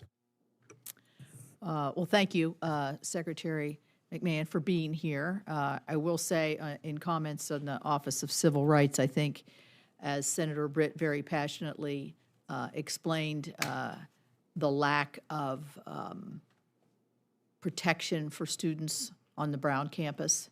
I'll be interested to read what your department comes up with. It's really shocking when she went through step by step all the missteps and the philosophy that came with not protecting those students. Your assumption always, I mean, when I went to school, when you went to school, the school were your parents. I mean, that's what they called it. What was it, imparent parentis or something like that. So that was the feeling. Well, that obviously was not the case, and I hope it's not.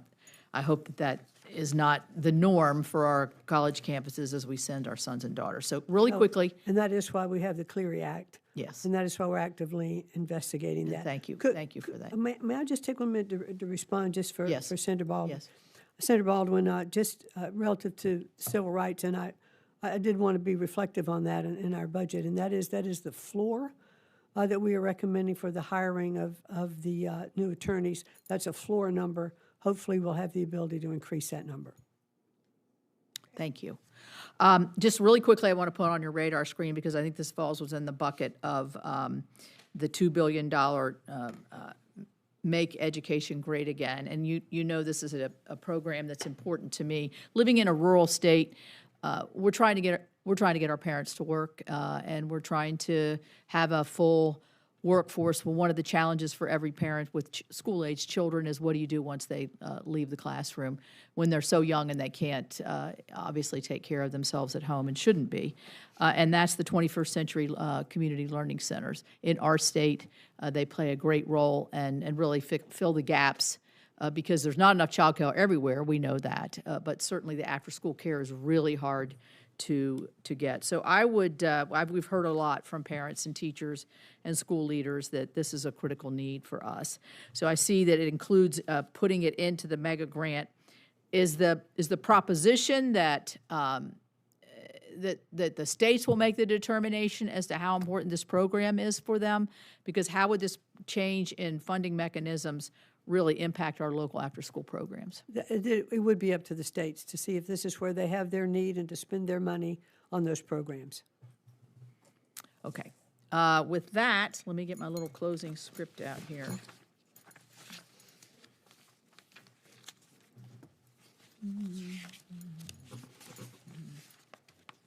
Oh, that's not it.